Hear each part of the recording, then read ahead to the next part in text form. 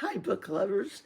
It's Peg, the book prize addict. Still reading for book prizes and still kind of reading as many as I can. There's so many good ones out. Before I go on, my husband told me I should tell you before I start, I'm having some tooth work done, and I don't have a tooth right there. So you aren't supposed to think he knocked it out or something. Anyway, in 2 weeks, it'll be a tooth there. Okay, so don't pay attention to it, please. Okay, so I'm here today to talk about the Booker Prize, which is arguably, or not arguably, the biggest book prize of all. And one of the oldest ones. It takes place in England, and it used to be for books published only in England or Ireland, UK or Ireland. But it's about 10 years ago, they changed it so it accepts any books published in English anywhere. That, of course, includes the US. And it's become really, really a popular one. They put out the long list. Their long list has actually, they call it the Booker Dozen, but it actually has 13 books in it. And there's quite a few people, even some here on BookTube, that are trying to read all 13 and name their favorites. And it's really been fun this year. So many people are into it. But I'm going to tell you about 3 today that I really like, and also something else actually about them. First of all, the next selection on the Booker Prize will be late August, I think, and then they go down to 6. And then in October, they announce the winner. It's really a big deal. It's on YouTube, the presentation, and it's just fun if you find one you're supporting, and it's been a lot of fun. There's some really good ones this year. This is what I was going to actually tell you about. This year, they've picked some, I guess you would say, unusual or different type style of books. And I was going to talk about that style. It's called magic realism. Now, magic realism is not science fiction or fantasy or any of that, but it has like one element of, or one event in it that is fantasy or, unrealistic. The rest of it is very realistic, and the characters treat it as if that happening is realistic. So it really gives a different flavor for the whole thing. And I found 3 books on this list, I really like them all, that include magic realism. I'm just going to quickly tell you about the elements and what's in them. I will say that magic realism has not been used so much in English, but it is used a lot in South America lit. Isabel Allende does it. Simon Rushdie has some.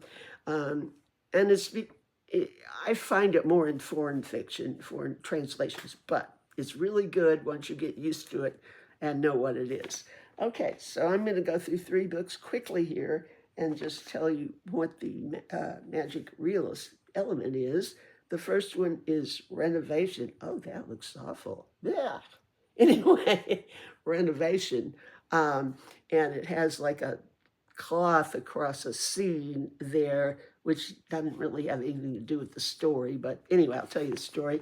The narrator is a woman who has just moved from Istanbul to Italy. So it's a new country, she's kind of a migrant kind of feel, very strange to her. And she also has, along with her father who has dementia, and her husband who has hypochondria. And they live in this kind of small place, and she can't find a job. She's about to go crazy. Anyway, so she dies. They have a second bathroom that really needs some work. She wants to fix it up for her father. So she hires this crew to renovate the bathroom.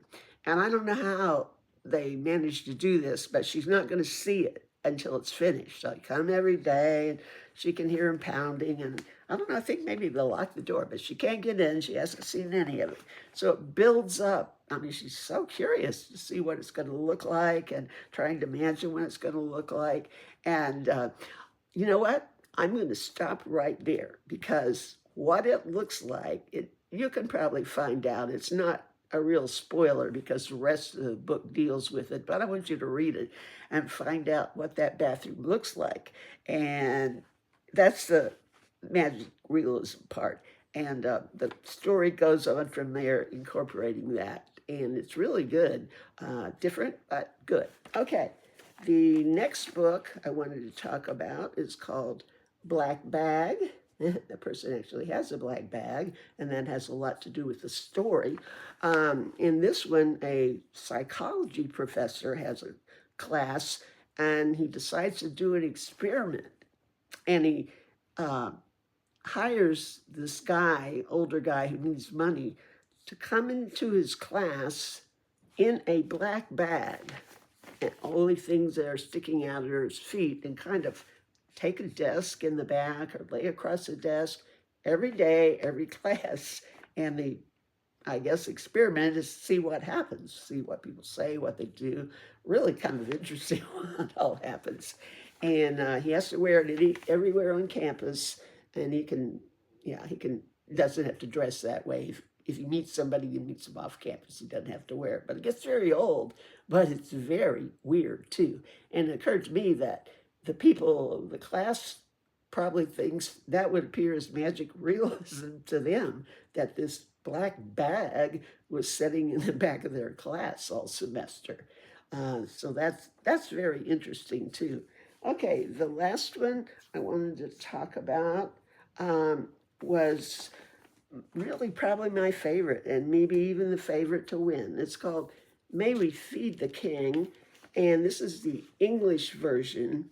I ordered it when it first came out. I had to order it from Blackwell's in London, but it's going to be out in the States pretty soon, and the States have a much better cover. If you can see this, and it'll make a little sense. It has different pairs, and they're labeled.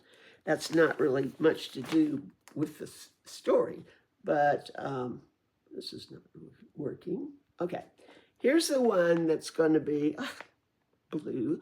You can't, it's going to be an American copy. I wish I'd waited till then, but as you can see, it's all kind of different food, and this is supposedly food fit for a king. Now, the person in this is a woman historical curator. Her job is to go into fancy palaces or older ones and build it as it would have been back there. And when the king came in, what it would look like. And one of the big ones is the meals that she cooks and how she cooks them. I mean, she doesn't cook them. She makes them look like they're cooked. But they're not. I mean, they say there, and she goes through all this, how people try to come up and taste it, and it's a very unusual job. And she does a lot of time reading about, evidently a real king lived there in the medieval period, and she does a lot of time reading up on history about who lived there, what took place, and it kind of messes with her mind. But this is where the magic realism takes place there. All of a sudden, well, you can tell her mind's getting a little fuzzy as she goes every day and talks about the king, learns about the king. All of a sudden, we change to a different section, and it's the king. And it goes back in time, and it shows the king, and that part's really good, too, and his eating and what he thinks of the food. It's just really well done. And anyway, as it goes on, it kind of blurs the line between the narrator in modern day and the king in ancient days. It's just really well done, and when you see how it all fits together. So I'm naming that as hopefully the winner. So I hope to be back with some more. Let me know if you've read any of them, and talk to you later. Bye.